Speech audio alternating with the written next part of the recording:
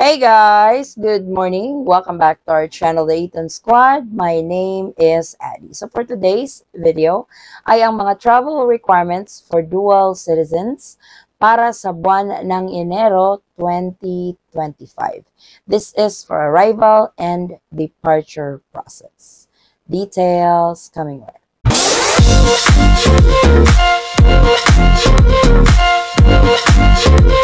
So, panibagong buwan, i-update natin ang mga travel requirements para sa mga dual citizens. May ilan-ilan pa rin tayong mga travel requirements when you travel to the Philippines or when you depart from the Philippines.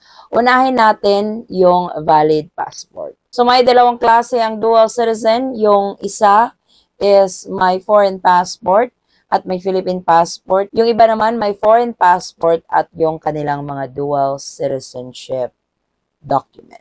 So, as a dual citizen, it's not mandatory to apply for a Philippine passport.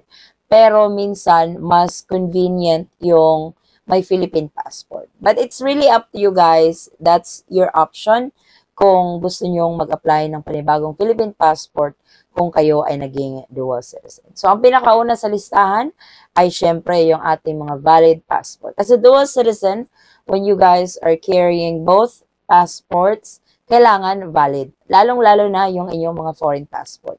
Kasi yung 6 months rule nag-a-apply.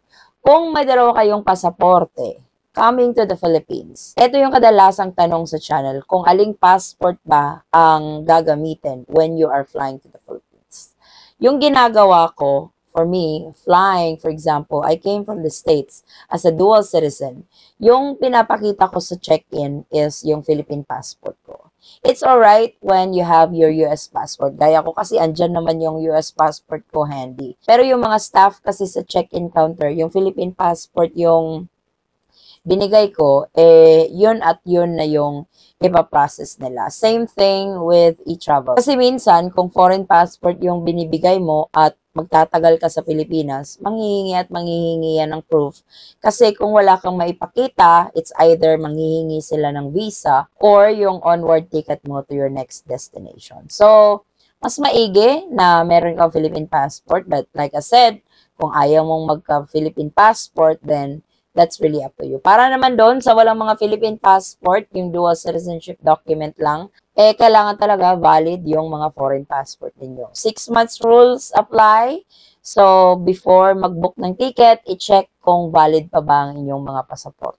Same thing, dalhin nyo yung mga dual citizenship documents ninyo kasi baka hanapin just in case na, for example, magti 3 months kayo sa Pilipinas, mapapakita nyo yung dokumento mo na, hey, I'm a dual citizen, ito yung proof, and I can actually stay in the Philippines unlimitedly. Next is your plane ticket. So, isa sa mga perks as a dual citizen is pwede kang mag-book ng one-way ticket. Kasi nga, as a dual citizen of the Philippines, pwede kang mag-stay dito, one pusawa. Wala talagang limit. With proper documentation, like yung Philippine passport, kung meron, or yung dual citizenship document. Pero kung gusto nyo namang mag-book ng round-trip ticket kabayan, pwede naman yun. Walang kaso yun. Kahit na yung round-trip nyo is 3 months, 4 months down the road, walang kaso kasi dual citizen kayo. For as long as you guys have the proper documentation that you can stay longer in the Philippines, walang hassle yun sa part ninyo.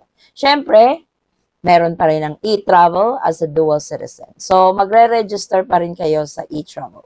3 days prior you depart, I highly suggest na mag-register talaga with the time duration na ibinigay nila. Kasi ang dami nating naririnig na naho-hold kasi walang e-travel registration, hindi pinasakay kasi walang e-travel registration.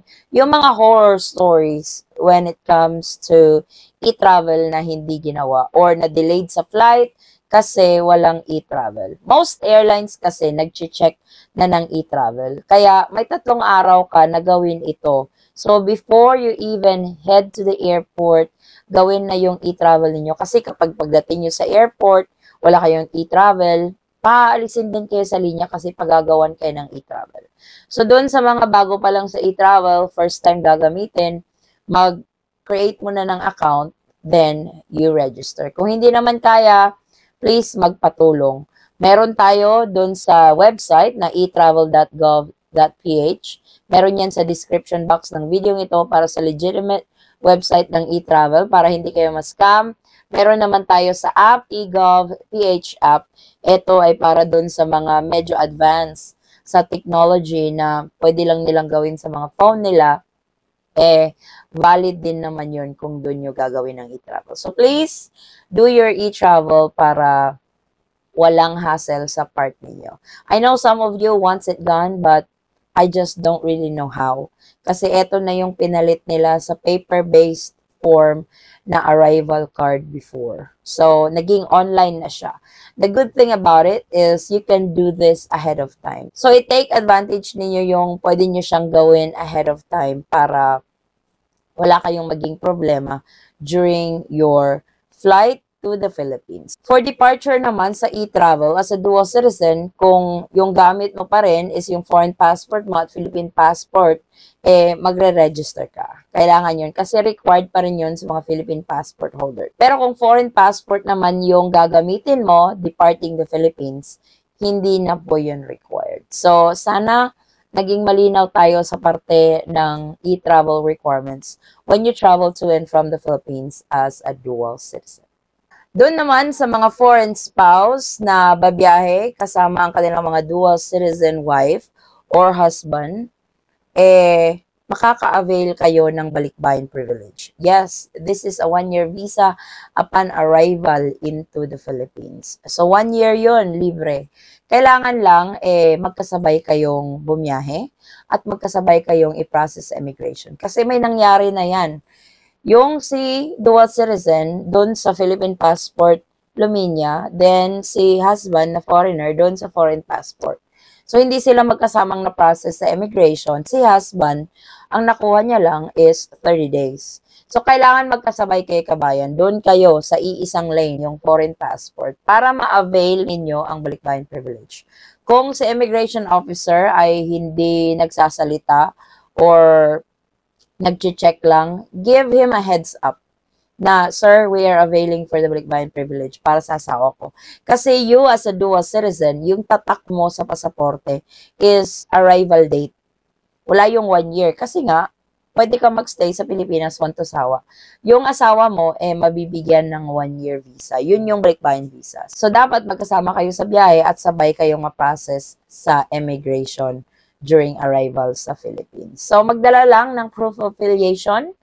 Kung kasama si husband na foreigner, yan yung marriage certificate ninyo. Kung kasama naman ang mga foreign kids, yan yung birth certificate. Advantage ito sa inyo kabayan, lalong-lalo na kung magsistay kayo sa Pilipinas ng matagal. Para walang babayarang visa extension si husband every 2 months kung magsistay kayo sa Pilipinas ng matagal.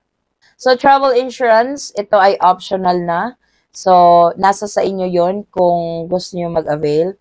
But I highly suggest it kasi hindi naman natin alam yung mga emergencies natin when we are in the Philippines. Kung kaya naman sa bulsa, kung afford na idagdag sa inyong travel expenses, pumili kayo ng insurance kasi magagamit at magagamit nyo naman yan. Siguraduhin lang na yung travel insurance na bibilihin ninyo, magagamit nyo sa Pilipinas. Kasi hindi lahat ng travel insurance, pwedeng gamitin. May mga ibang travel insurance that you can only use this in certain countries. So, importante na andun yung Philippines para cover kayo just in case of emergencies. May ilang tanong pa rin about unvaccinated. Kasi yung iba takot pa rin bumiyahe. Very recent lang, may nabasa akong comment na nagre-require pa ba ang Philippines ng RT-PCR test or antigen. No, wala na po yun. Matagal na po yung na-lift.